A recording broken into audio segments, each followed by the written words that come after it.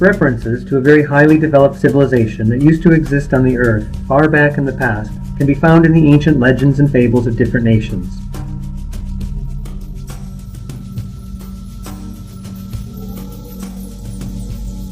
Our remote ancestors called representatives of this civilization gods.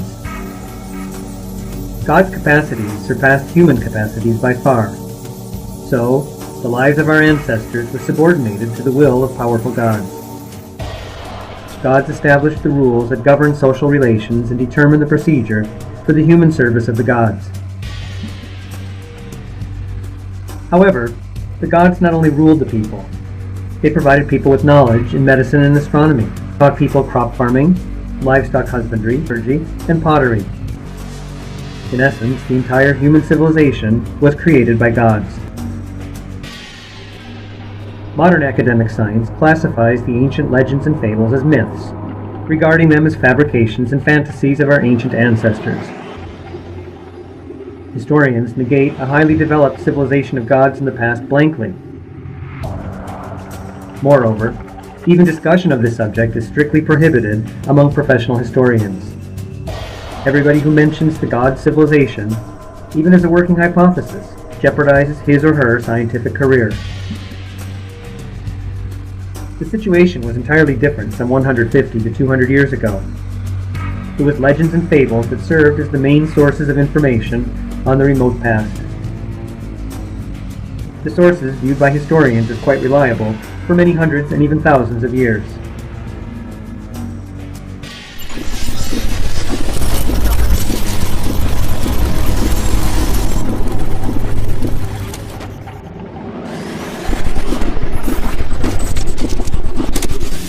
Traces of ancient gods' civilization.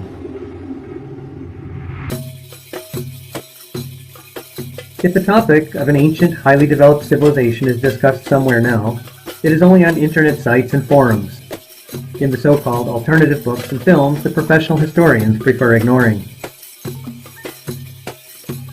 This discussion concerns Egyptian pyramids very frequently, most famously the ones on the Giza Plateau.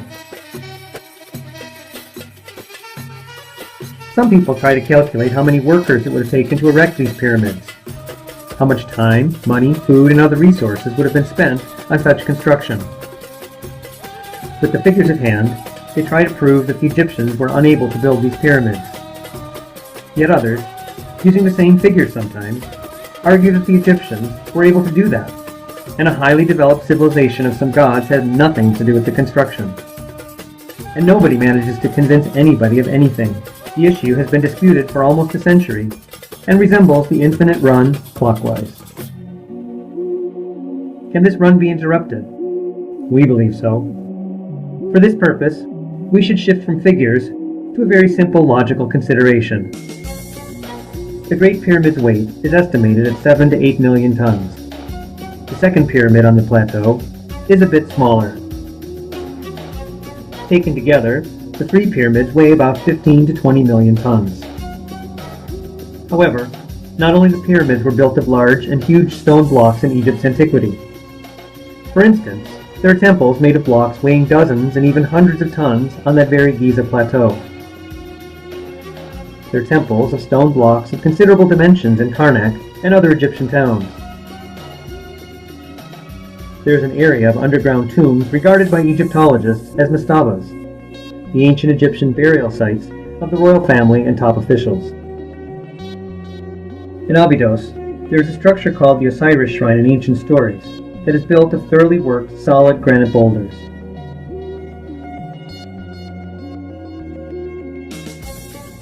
Megaliths, the structures made of large and huge stone blocks, occur not only in Egypt. They can be seen, for instance, in Israel, Syria, and Turkey. You can come across them in other continents too. South America is an example where the scope of such construction boggles everyone's imagination. If we sum up the megaliths worldwide, their weight will number in hundreds of millions, if not billions of tons. Billions of tons of worked stone. It's virtually an industrial scale. It's quite obvious that given such a stone construction scale, nobody could work each block to the perfect state. One would even be unable to, even if he wanted to. There'd be spoilage, flaws, and stones deliberately left partially worked. It means marks of the tools used to work the stones would inevitably be left on some blocks.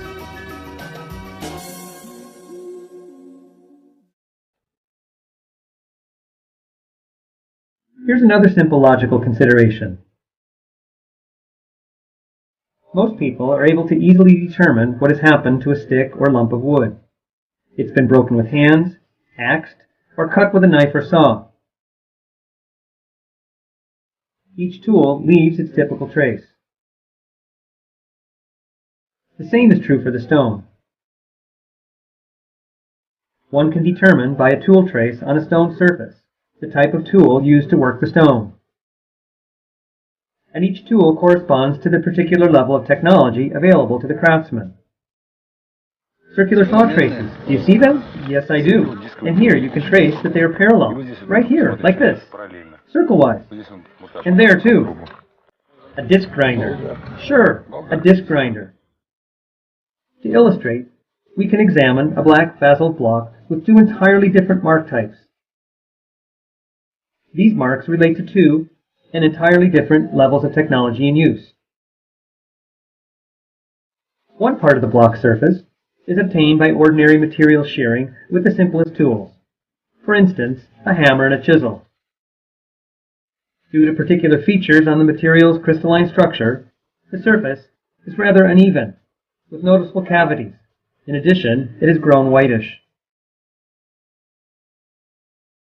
The other part of the same block has a well-polished, darker surface, which is typical of machine processing of stone.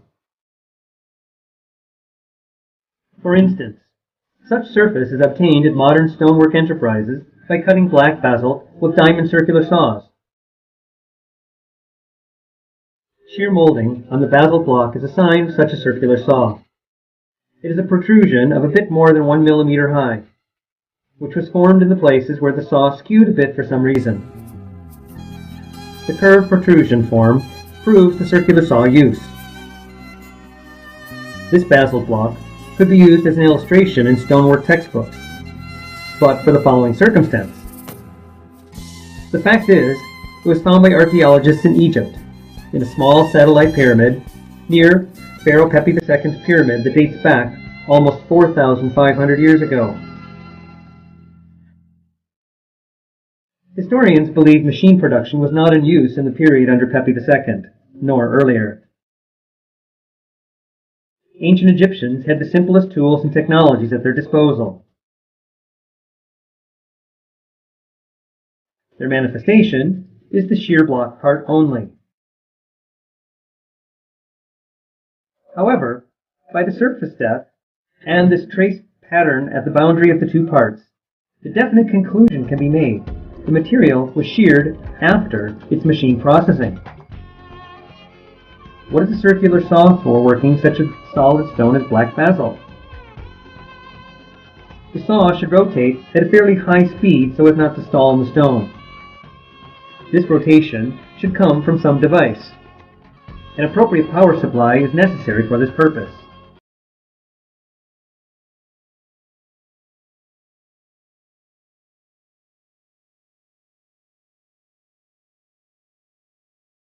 Resulting from the friction in the working area.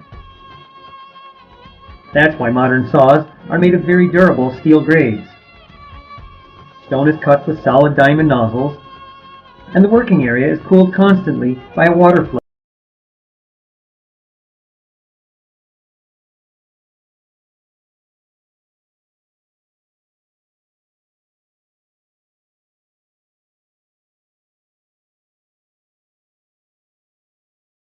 The craftsman would represent a civilization with very highly developed technologies only. A civilization comparable to the modern one could have left such traces. This black basalt block is a vivid example that the ancient, highly developed civilization was the reality, rather than fables or fantasies of our remote predecessors. This block is not the only evidence of its kind. A group of Russian enthusiasts has been looking for such ancient artifacts for 10 years already. Under the auspices of the Third Millennium Science Development Foundation, they've conducted a number of expeditions to different countries of the world. The Egyptian stone traces of the machine work in high antiquity have been known for a rather long time. Sir Flinders Petrie studied them 100 years ago, having discovered them on a granite sarcophagus in the Great Pyramid. As early as then, Petrie was surprised by the trace parameters corresponding to the equipment that surpassed the then modern equipment by thousands of times. Egyptologists recognized Flinders Petrie's achievements in measuring geometrical and geodesic parameters of the pyramids. However, they maintained a wall of silence on his conclusions about the marks of instruments. One cannot find what Petrie wrote on the subject in any textbooks or academic editions. So Flinders Petrie has remained the first and only academic science representative who studied the issue. Meanwhile, any tourist who visits the Giza Plateau is able to see the traces of ancient machine working. Just take a closer look at the blocks that the temple floor near the Great Pyramid is made of. The archaeologists who restored that floor a century ago did it professionally. They made the stones with the traces of instruments easily accessible for study by having placed them along the perimeter. By the way, the trace runs even lower here. Can you see? They cut it like this. And then, by the way, this trace resembles the disc grinder even more. No doubt, a disc grinder was applied here. Some of these marks might have been left by a primitive saw in the case of manual sawing. The others, obviously, relate to some machinery. Many traces look just like a side effect.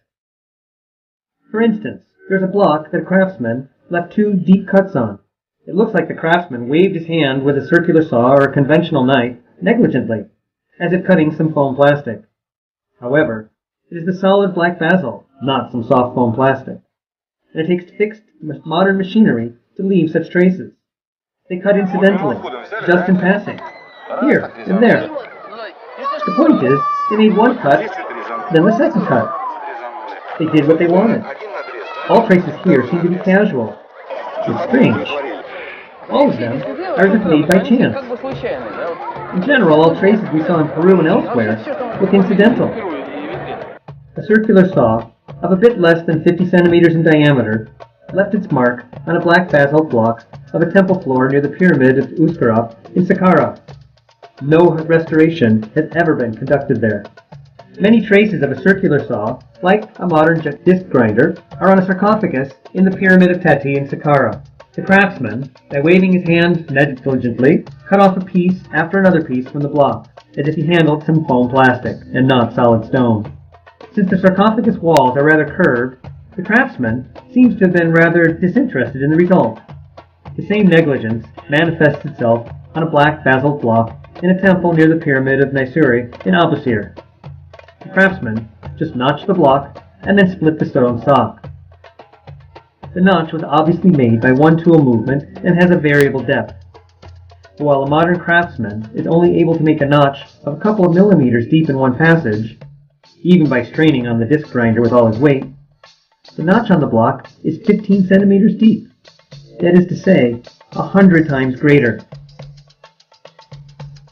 Making a notch with the subsequent splitting of a block part can be seen on the pink peripheral gate ceiling in Osiris, in that very building believed to be Osiris' shrine. The lower polished block part corresponds to machine working. If they had used a flat saw, it should have been some 10 meters long. In the case of a circular saw, its diameter should have exceeded 2 meters. Both things are almost the limit of modern technology.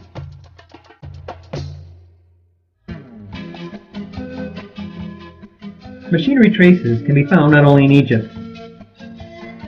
There is a famous fortress of Sacsayhuaman near Cusco, the ancient capital of the Incan Empire.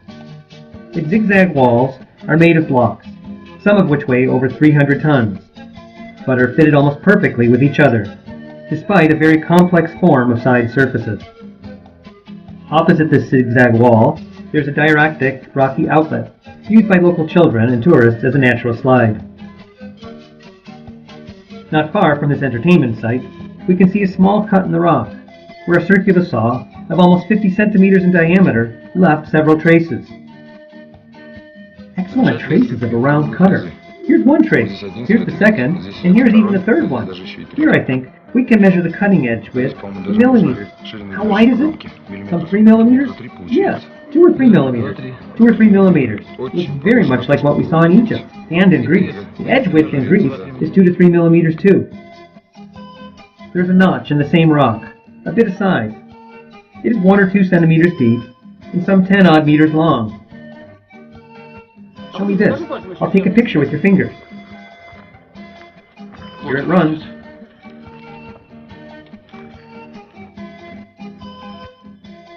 Ancient craftsmen handled stones just like we handle, for instance, tiles. We make a notch with a glass cutter and then split them. However, we're not speaking about ceramic tiles here. Somebody snipped off a piece of rock weighing about 1,000 tons, which still lies nearby. It is far beyond our modern capacities.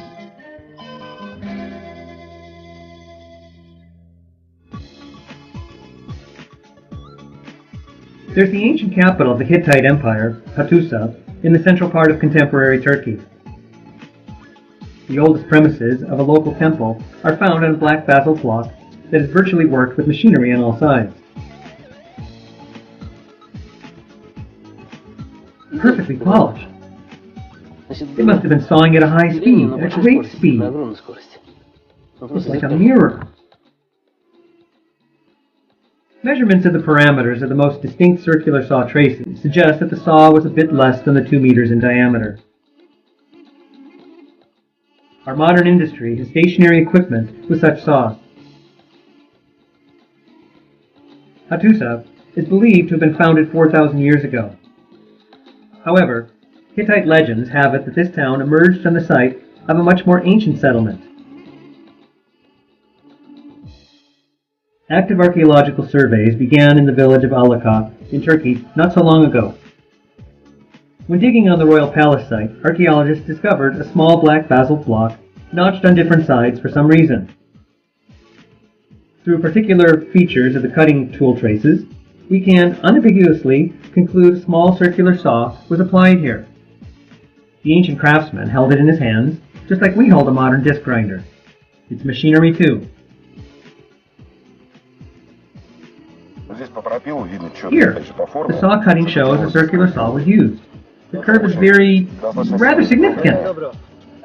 That's why. Moreover, the depth is much greater here. If a flat saw was applied, the cutting would have been deeper here and here. High-tech tools left their traces on the famous lions at Mycenae. A cut made with this tool goes through the very center of the pedestal that supports the lion's forefeet. There's a picture of the digging conducted by Schliemann here in the 1870s. The cut is visible very distinctly in the old picture. It is unclear what particular tool was used. If we take into account that the cut does not reach the pedestal end, it could be made, for instance, with a circular saw. Or else it could be made with some fantastic knife. We do not have knives for stone cutting. Meanwhile, the shallow but distinct notches on the blocks of the ancient sepulchre entrance here in Mycenae suggest that such a tool was used. The notches are straight rather than curved. The latter traces are typical of an ordinary disc grinder.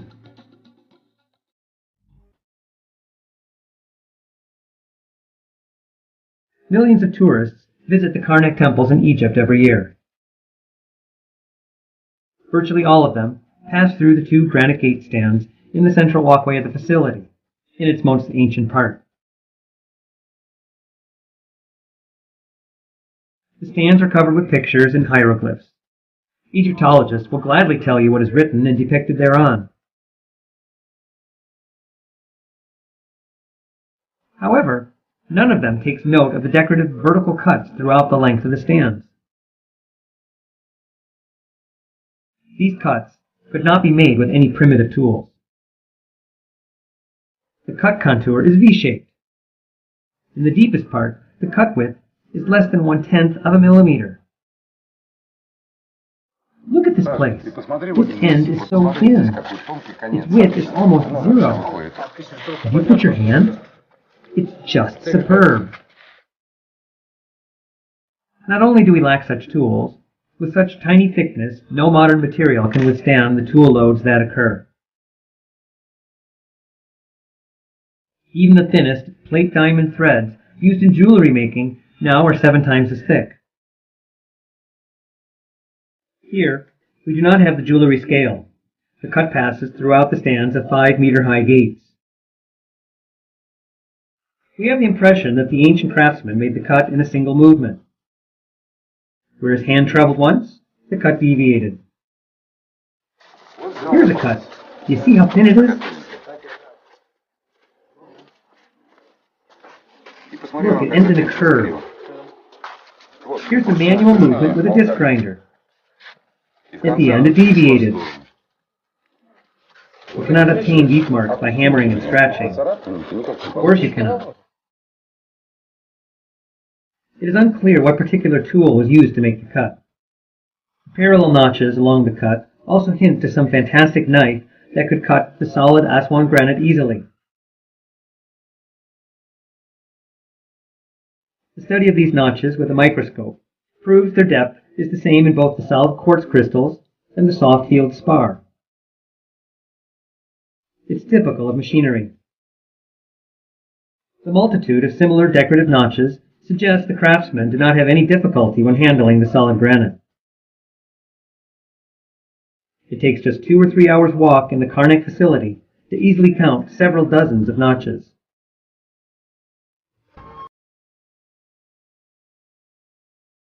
The cut goes into the stone depth there. It looks like it missed the path and passed by here.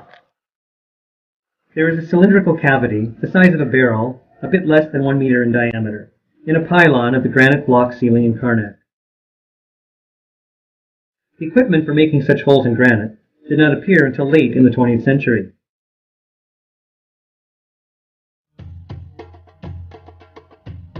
Quartz rock sarcophagus debris is scattered around the pyramid of Amenhotep II in Dashur, just in the desert.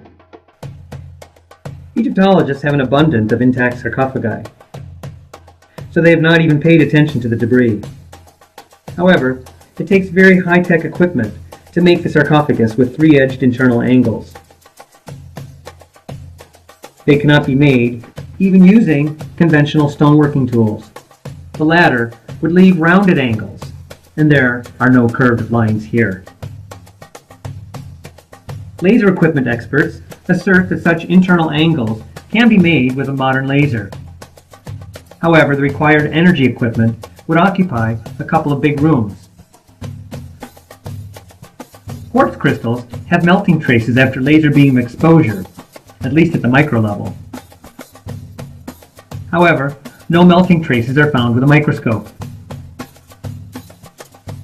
The quartz grain form suggests that some very solid mechanical tool moving at a very high speed was applied here.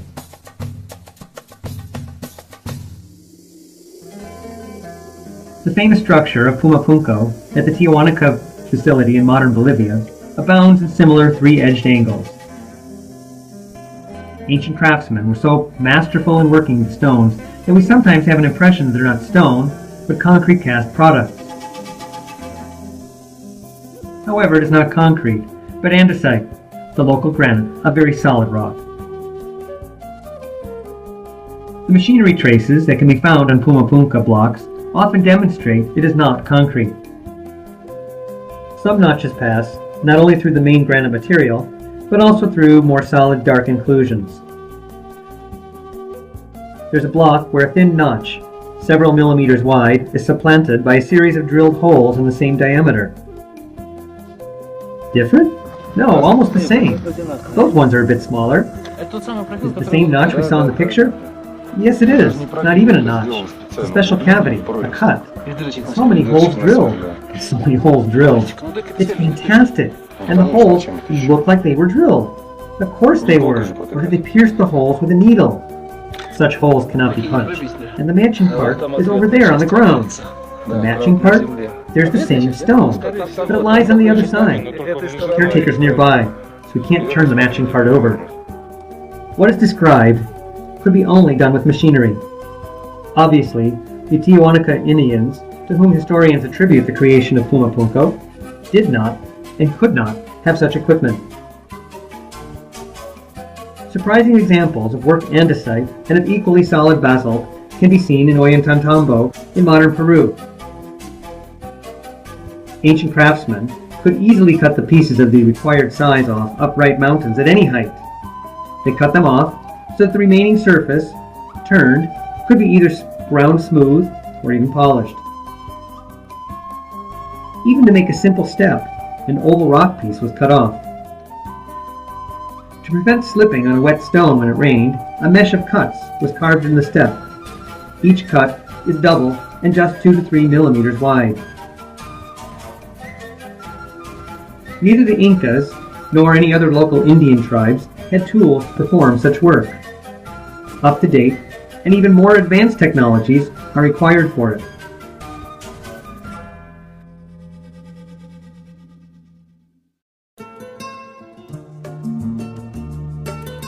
The signs of high-tech equipment use can be found not only on stone blocks of megalithic structures, but also on small ancient artifacts. For instance, objects resembling shuttle bobbins for modern sewing machines are displayed in the Museum of Anthropology and History in Mexico City. They're even of the same size. They have the same empty cylinder in the middle and thin discs at the edges.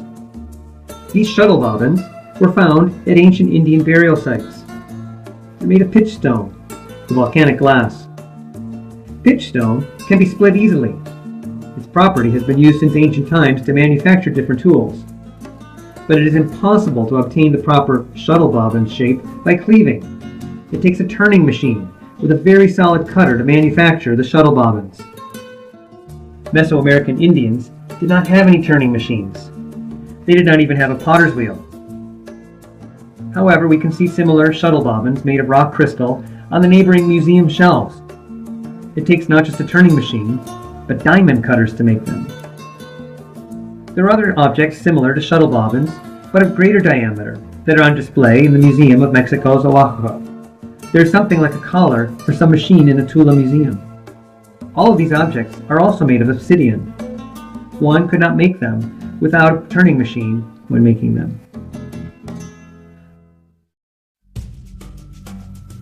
For over 10 years, participants in the expeditions arranged by the Third Millennium Science Development Foundation have found traces of high-tech tools on ancient objects in Egypt, Syria, Lebanon, Turkey, Greece, Peru, and Bolivia.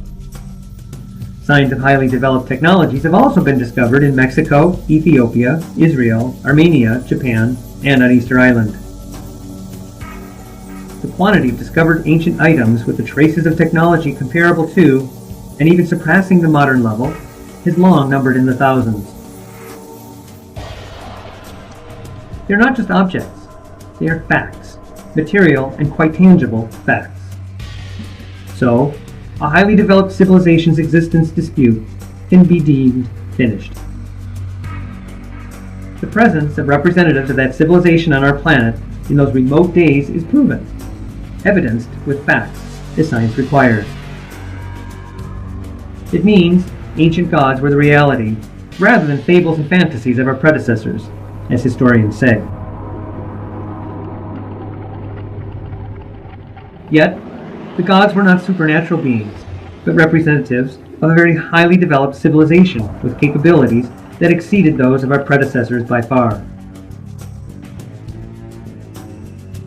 The reality of ancient gods, stripped of their mystic halos, eliminates the main mythological contradiction.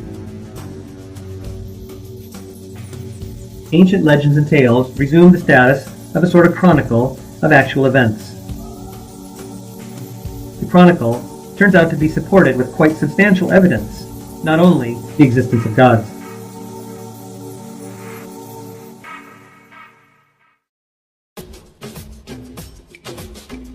The catastrophes, better known as the deluge, can be found in ancient legends and tall tales of many nations. We managed to find traces of these events in a large number of countries. Even though we were not tasked with proving this objective, traces were very obvious and simply caught the eye. Looks like the consequences of a mud flow, when mud and clay mix with stones and flow like an avalanche. Everything is covered with this rock here. Besides pure rocks, where formations are consolidated, there are many loose rocks. I can disassemble them by hand.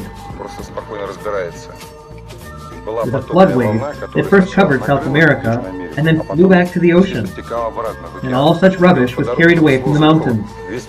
The rubbish was deposited here and got dried. It was in this way that the Nazca Plateau and the Palpa Plateau were formed. That's why they are so flat. An even platform appeared on which pictures could be drawn. We managed to find pre-deluge objects. The pyramid of Cholula in Mexico is buried under a thick clay layer. The Ollantaytambo facility in Peru has the traces of destruction by a powerful water flow that passed through the Urubamba Valley against the current of this river. The Göbekli Tepe settlement in Turkey is covered with a thick layer of mud flow deposits. If we combine real facts, information from ancient legends, and modern data of archaeology, geology, and other sciences, we can restore the picture of the global catastrophe that occurred some 12,500 years ago, down to details.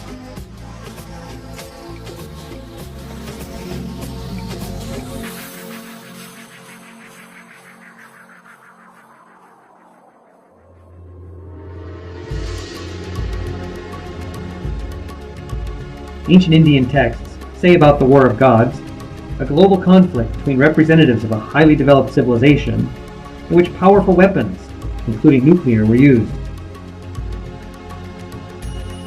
Sumerian legends contain descriptions resembling the consequences of mass destruction weapon use. We found material evidence of the War of Gods during our South American expedition, namely, traces of very powerful explosions that destroyed ancient megaliths. In the Bolivian settlement of Tiahuanaca, noticeable shell craters with typically scattered ancient structure fragments are seen in two facilities, in Pumapunco and the Pyramid of Acapana. Similar large-scale destruction is visible in Silustani and Kingu in Peru. In the archaeological area with the fortress of Sacsayhuaman, there are fragments of a temple carved into the monolithic cliff. Huge cliff pieces, weighing hundreds of tons, were torn by some strong force from the base, boosted into the air, and then thrown to the ground, hit and miss. The temple fragments lie on their sides or upside down. These fragments are situated near a round formation regarded by historians as Sacred Lake. During our 2007 expedition, we proposed the version that it was not a lake, but a huge shell crater from the explosion of some charge with a capacity comparable to a modern nuclear explosion. This version could be easily verified using georadar. According to our version, the lake should have had an almost horizontal foundation, and the crater a typical cup shape. 5 years later, georadar surveys detected an underground cup-shaped structure of the lake. Thus, the facts confirm even those ancient legends and fables that seem absolutely fantastic at first glance. These facts indicate the modern view of ancient history should change, and rather drastically.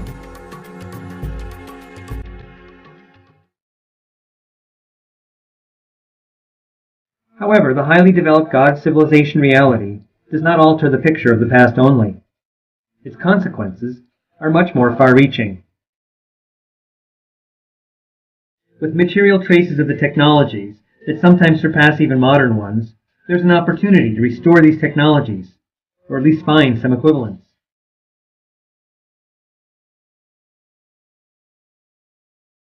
These technologies may accelerate the development of our own civilization. For instance, when creating the megaliths, the God civilization even used a construction logic that differs from our approach. First of all, we prepare an even ground and even dig a construction pit. The god civilization used particular terrain features. For instance, some Egyptian pyramids rest on rocks that were just shaped as steps. The stonework of ancient structures in South America often fits into surrounding rocks. Not only do such solutions help save construction materials, but they also enhance seismic stability of a structure considerably. In case of an earthquake, the stonework moves together with a cliff, like a single whole.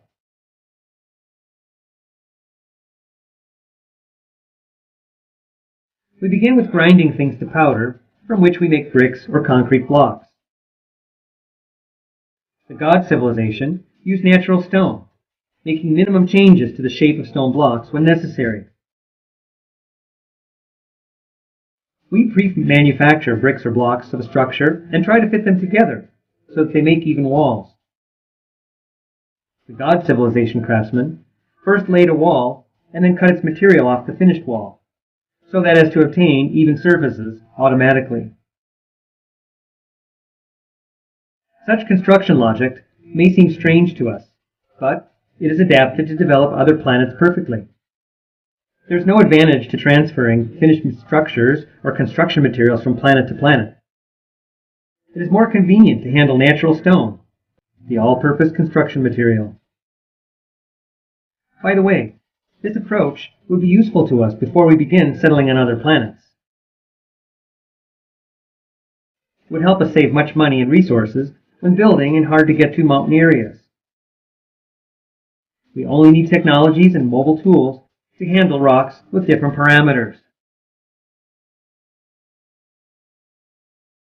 The god civilization had such technologies and tools, some that we have yet to develop.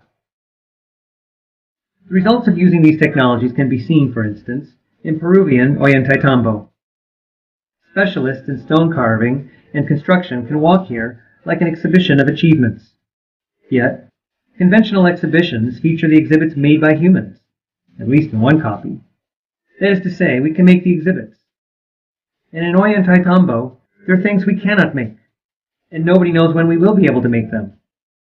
However, the fact that they were made, even by another civilization, means they can be made. The fact itself can motivate researchers to studies.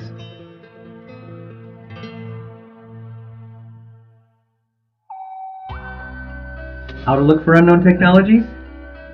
One simple consideration can be helpful here. Any tool for processing stones, especially solid rocks, gets chewed up and worn. Small particles of a tool may get stuck in tiny stone surface irregularities. With these micro-inclusions, one can try to determine the material the tool was made of. Laboratory tests of the samples taken at ancient facilities suggest such micro-inclusions in the form of minor particles and even metal chips do remain on stone surfaces for a fairly long period of time. The chemical analysis sometimes shows such alloys that could not be obtained by primitive methods. For instance, there is a semi-worked granite boulder weighing 800 tons on a hill slope in the Asuka Park in Japan. When the boulder's surface samples were analyzed, alloy microparticles of copper, iron, nickel, and cobalt were found. The nickel and cobalt contents exceeded their typical contents in mixed natural materials. Of particular importance is the presence of cobalt that is currently used in high-tech industries, including for manufacturing of high-duty tools. Unfortunately, the micro-inclusions are very small.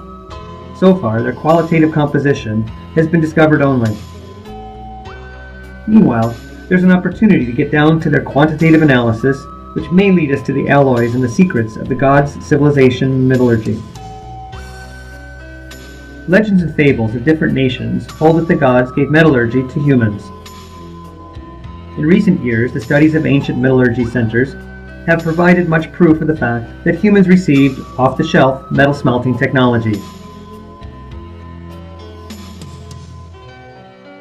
Moreover, ancient metallic artifacts sometimes contain alloys so strange that certain finds may well prove to be products of the gods themselves. Studying these products can also provide us with an insight into technological secrets of this highly developed civilization.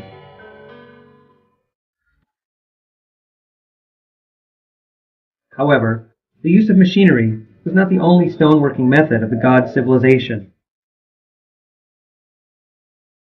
In our expeditions, we came across signs of stone handling in its plastic state, like ordinary plasticine. Hence the term of plasticine technology appeared.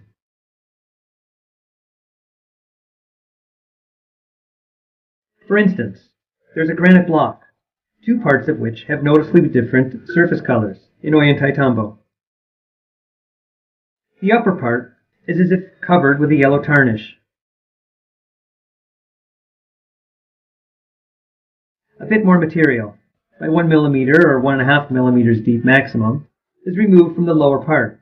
The curious thing about this is, if you put your hand on the stone part, where more material is removed, and pass your hand along the boundary of the two parts, so that your fingertips are precisely on the boundary, you move absolutely naturally. Your fingertips even feel the unevenness that corresponds to the slightest hand deviations in such move, and my finger passes precisely along the boundary. I have an impression that the material was moved from the work surface with a hand. The only difference here is that we deal with the solid granite, not with plasticine. There's a calcite boulder in Sacsayhuaman near the sacred lake. There's a cut of an irregular form on it, which is similar to the one left with a knife when butter is cut, or with a palette knife in plasticine. The edge of the cut material is carved like butter and plasticine curved when cut. But in this case, the material is rather solid calcite. Here, it looks like somebody cut butter or cooling down plasticine with a hot knife, as if a palette knife passed here. The edge bent down and curved.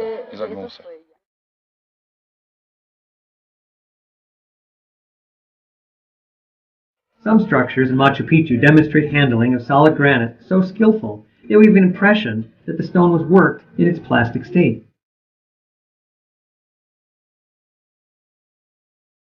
The idea of the plasticine technology used sometime in antiquity manifests itself in the famous Aswan stone pits in Egypt.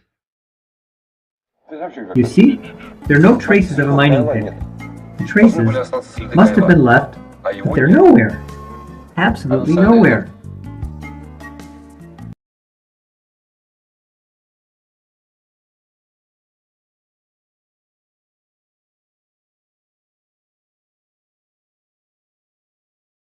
Scooping, more solid dark incisions were cut together with the main granite rock, and the obtained surface turned to be almost polished.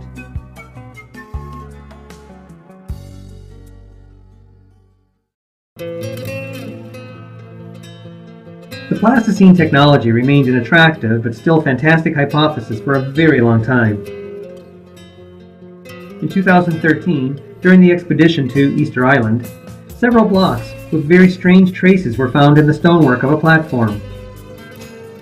It looked like someone moved a finger on soft plasticine, rather than the solid stone. Particular features of the traces are typical of work with a plastic material. In some cases, the nature of these traces enable us to reconstruct even their application procedure. Where two lines intersect, one can see that the material is displaced in the direction of the later line. The Easter Island platform eliminates all doubt. The god civilization actually mastered the technology, whereby stone, where its upper layer was first transformed into a plastic state, then processed, and then solidified.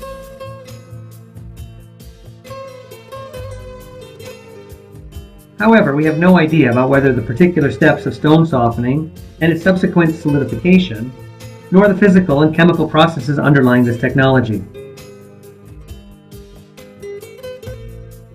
Natural stone cannot be transformed into a plastic state by simple heating.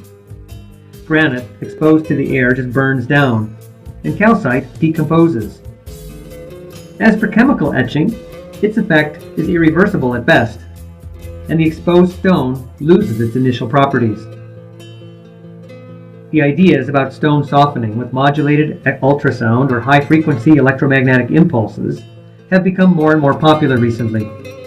However, they need to be verified and thoroughly studied. In the mid-20th century, Bovy, a French scientist, paid attention to the fact that dead bats neither decayed nor putrefied in Egyptian pyramids, but mummified. Interested in this phenomenon, Bovey held a whole number of experiments to test the pyramid's impact on different objects. Many enthusiasts followed his example, and the term of pyramid effect is common knowledge now. It defines the pyramidal structure's impact on biological objects, physical, and chemical processes.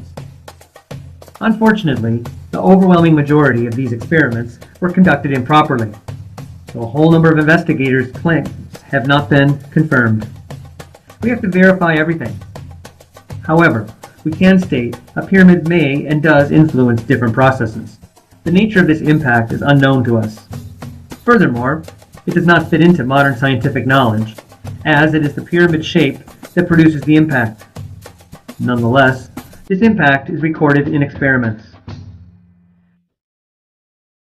For instance, geophysical studies suggest pyramids increase the seismic amplitude somehow. To illustrate, the seismic noise amplitude at the top of even a small pyramid is by 10 times greater than it is at the pyramid bottom.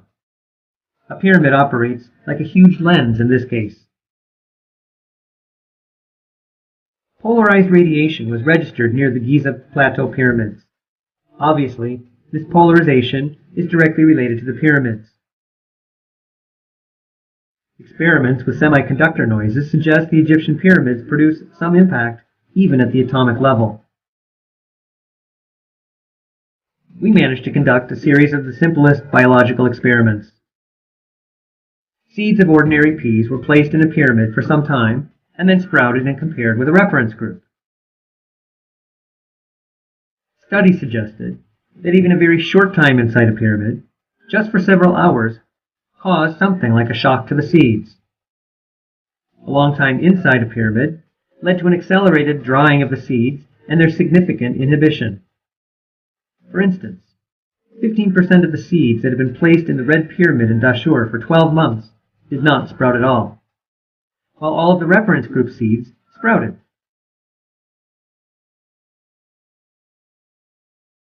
Similar experiments were conducted in a small copy of the Great Pyramid in Fryzano, Moscow region. Of course, the built copy was much smaller than its original, but scientists were able not only to keep but also to sprout seeds in the pyramid. Research suggested the seeds inside the pyramid sprouted much sooner than in the reference pit of the same depth under the same conditions. In general, different experiments allow us to propose that a pyramid produces a direct impact on the speed of time. It goes beyond the modern scientific knowledge, but does not contradict the law of physics.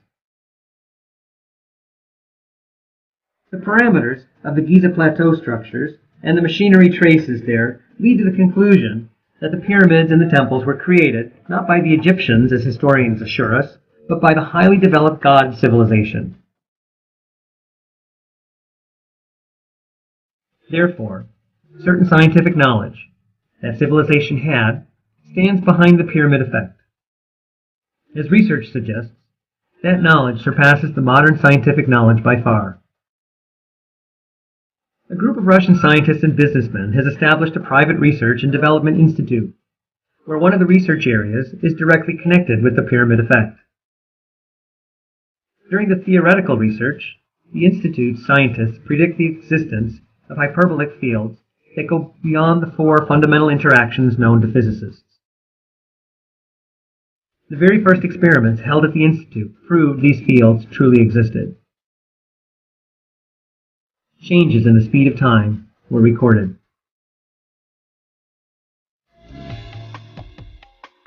To summarize, the reality of the ancient civilization not only makes us rewrite history, but also enables us to develop our technology and scientific knowledge.